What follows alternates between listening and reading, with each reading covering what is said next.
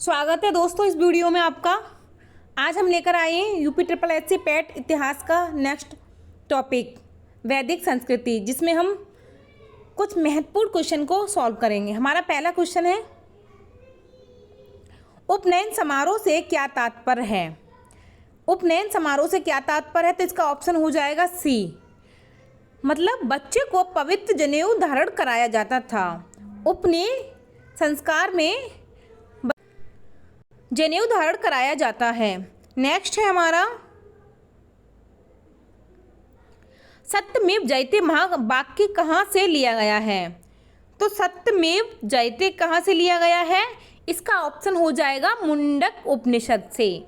सत्यमेव जयते को मुंडकोपनिषद से लिया गया है। नेक्स्ट है हमारा, वेदों के गद्य प्रकरण क्या कहलाते हैं। तो वेदों के गद्य प्रकरण क्या कहलाते हैं, तो इसका ऑप्शन हो जाएगा बी, ब्राह्मण। वेदों के गद्य प्रकरण को ब्राह्मण कहते हैं। नेक्स्ट है हमारा, निम्नलिखित में कौन सा ज्ञान के सिद्धांत पर बल देता है। इसका ऑप्शन हो जाएगा डी, उपनिषद। उपनिषद हिंदू धर्म का महत्वपूर्ण श्रुति ग्रंथ है। अगला है हमारा, ऋग्वेद में निम्नलिखित में से किस देवता की सर्वाधिक महत्ता का वर्णन है। यानी ऋग्वेद में किस देवता को सर्वाधिक महत्व दिया गया है, इसका ऑप्शन हो जाएगा हमारा ऑप्शन बी, इंद्र। इंद्र को प्राचीनतम वेद ऋग्वेद में सर्वाधिक महत्व दिया गया है। निम्नलिखित में से किस भारतीय पुरातन ग्रंथ में अपराध और अपराधी का जिक्र आता है। तो इसका राइट आंसर हो जाएगा उपयुक्त सभी, यानी अर्थशास्त्र, मनुस्मृति और न्याय मीमांसा। इन तीनों में ही अपराध और अपराधी का जिक्र आता है। अगला है हमारा, शतपथ ब्राह्मण और तैत्तिरीय ब्राह्मण के मूल पाठ हैं। तो इसका राइट आंसर हो जाएगा ऑप्शन डी, यजुर्वेद। अगला है, ऋग्वेद में निहित गायत्री मंत्र किस देवता को समर्पित है। तो गायत्री मंत्र किसको समर्पित है, इसका राइट आंसर हो जाएगा सावित्री। ऋग्वेद के तीसरे मंडल में निहित गायत्री मंत्र सविता देवता को समर्पित है। ऋग्वेद में कुल कितने मंडल हैं, तो ऋग्वेद में कुल 10 मंडल हैं। अगला है हमारा, सर्वाधिक प्राचीन पुराण कौन सा है। तो सर्वाधिक प्राचीन पुराण कौन सा है, इसका राइट आंसर हो जाएगा मत्स्य पुराण। मत्स्य पुराण है वो सर्वाधिक प्राचीन पुराण है। अगला है हमारा, निम्न में से कौन सा उपवेद नहीं है। तो निम्न में से कौन सा उपवेद नहीं है, इसका राइट आंसर क्या हो जाएगा, इसका राइट आंसर हो जाएगा योग वेद, ऑप्शन डी। जो योग वेद है वो उपवेद नहीं है, जबकि धनुर्वेद, यजुर्वेद का उपवेद, आयुर्वेद ऋग्वेद का उपवेद है। अगला है, वैदिक देवता इंद्र किसके देवता हैं। जो वैदिक देवता इंद्र हैं वो किसके देवता हैं, तो इसका राइट आंसर हो जाएगा वर्षा व चक्रवात के। यानी इसकी यहाँ व्याख्या दी गई है, आप लोग ढंग से इसको पढ़ लीजिएगा। अगला है, वैदिक सभ्यता किस नदी के तट पर विकसित हुई थी। तो वैदिक सभ्यता किस नदी के तट पर विकसित हुई थी, इसका राइट आंसर हो जाएगा सरस्वती। वैदिक सभ्यता सरस्वती नदी के किनारे विकसित हुई है। वैदिक सभ्यता के दौरान ही वेदों की रचना हुई है। और ये जो भी दिया है आप लोग पढ़ लीजिए। नचिकेता आख्यान किस उपनिषद में मिलता है। तो इसका राइट आंसर क्या हो जाएगा, कठोपनिषद। नचिकेता आख्यान किस उपनिषद में मिलता है, ऑप्शन ए, कठोपनिषद में। अगला है, ऋग्वेद में उल्लिखित 10 राजाओं का संग्राम किस नदी के तट पर हुआ था। यानी जो ऋग्वेद में 10 राजाओं के युद्ध के बारे में बताया गया है वो किस नदी के तट पर हुआ था, इसका राइट आंसर हो जाएगा ऑप्शन सी, परुषिणी। ठीक है, 10 राज्य युद्ध या 10 राजाओं का युद्ध का उल्लेख ऋग्वेद के 7वें मंडल में मिलता है। और ये किस नदी के तट पर हुआ था, परुषिणी नदी के तट पर हुआ था, जिसे हम वर्तमान में रावी नदी भी कहते हैं। इसका राइट आंसर क्या हो जाए। अगला हमारा प्रश्न है, निम्नलिखित में कौन शुक्ल यजुर्वेद की संहिता है। इसने पूछा है कि शुक्ल यजुर्वेद की संहिता कौन सी है। इसका राइट आंसर हो जाएगा ऑप्शन ए वार्ष्णेयी। इसका क्या आंसर हो जाएगा? वार्ष्णेयी। अगला है गायत्री मंत्र के नाम से प्रसिद्ध मंत्र सर्वप्रथम किस ग्रंथ में मिलता है? तो गायत्री मंत्र के नाम से प्रसिद्ध मंत्र सर्वप्रथम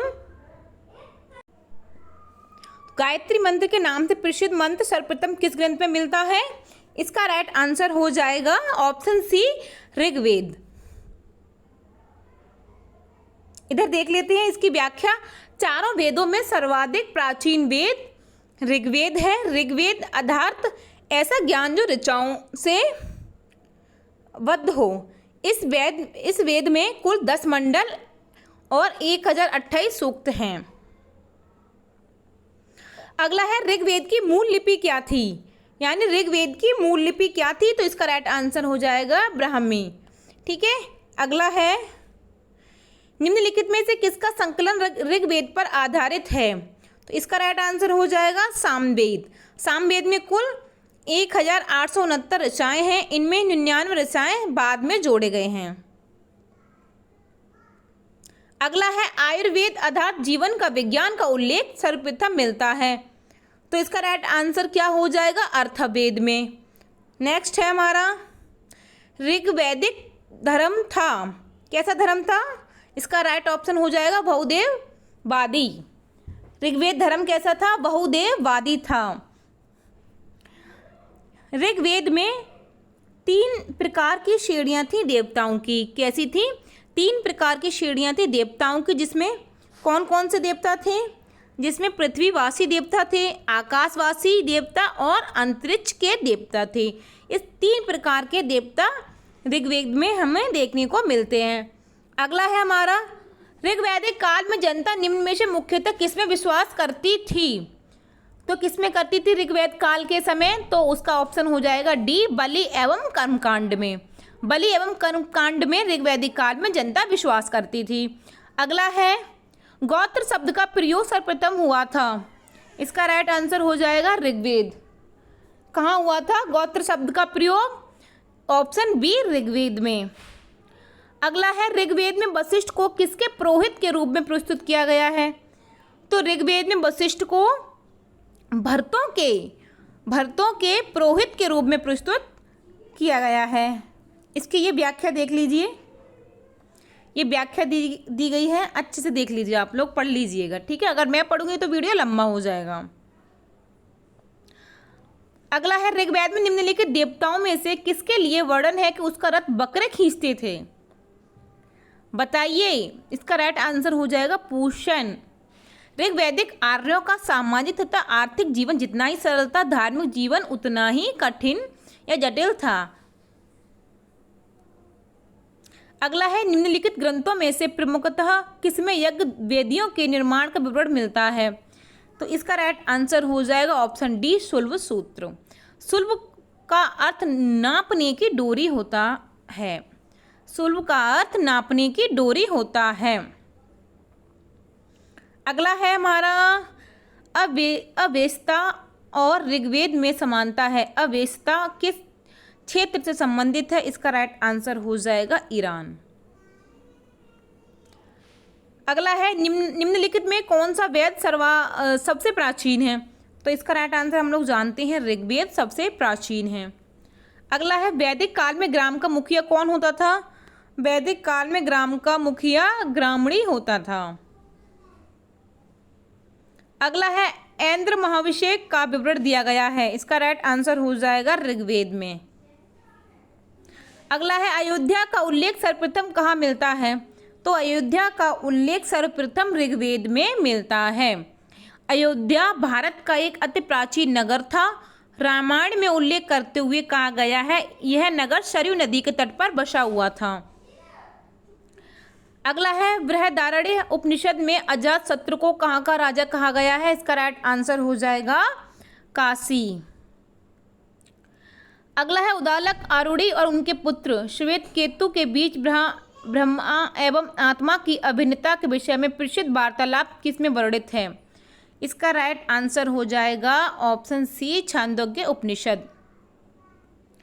अगला है ऋग्वेद में उल्लेखित यव शब्द किस कृषि उत्पाद के हेतु प्रयुक्त किया गया है? तो किसके लिए किया गया? जौ के लिए हमने यव शब्द का प्रयोग किया है। अगला है, निम्न में से किस नदी को ऋग्वेद में मातेत्मा, देवीत्मा एवं नदीत्मा संबोधित किया गया है? तो ऋग्वेद में ये सारे नाम सरस्वती नदी को कहे गए हैं। ठीक है, ऋग्वेद के समय जब ऋग्वेद में मातेत्मा, नदीत्मा और देवीत्मा ये सारे नामों से सरस्वती नदी को संबोधित किया गया है। अगला है, प्राचीन भारत में निष्क नाम से जाने जाते थे। तो निष्क नाम से क्या जाने जाते थे? स्वर्ण आभूषण, जो सोने के आभूषण थे उनको वैदिक काल में निष्क नाम से जानते थे। जो निष्क था वो गले में पहनने वाला एक सोने का आभूषण होता था। अगला है, अपाला आत्रेय के मंत्र किसमें संग्रहित हैं? इसका राइट आंसर हो जाएगा ऑप्शन ए, ऋग्वेद। अगला है, आरंभिक वैदिक साहित्य में सर्वाधिक वर्णित नदी है। इसका राइट आंसर हो जाएगा सिंधु। आरंभिक वैदिक साहित्य में सर्वाधिक वर्णित नदी है सिंधु। ऋग्वेद में वर्णित नदियों की संख्या 25 बताई गई है। ठीक है, ऋग्वेद में वर्णित नदियों की संख्या 25 बताई गई है।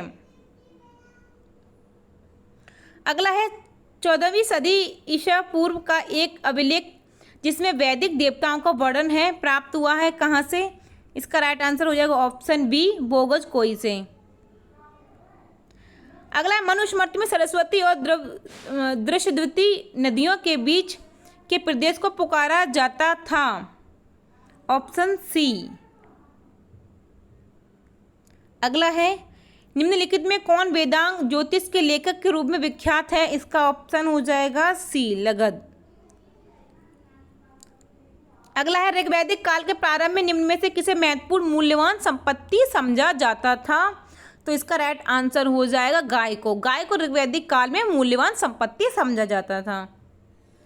अगला है, वैदिक काल में किस जानवर को अघन्य माना गया है? तो अघन्य किसको माना गया है? गाय को।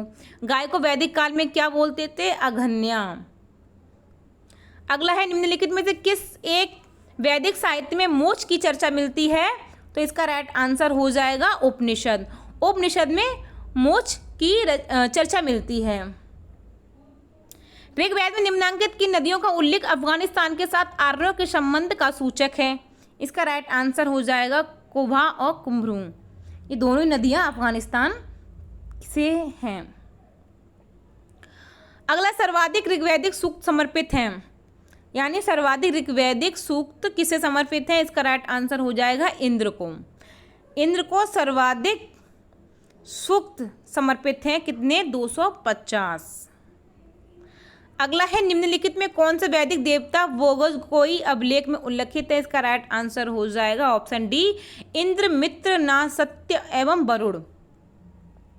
अगला है, नैतिक व्यवस्था ऋतु के निरीक्षणकर्ता के रूप में किस वैदिक देवता का वर्णन हुआ है? इसका ऑप्शन हो जाएगा राइट, वरुण।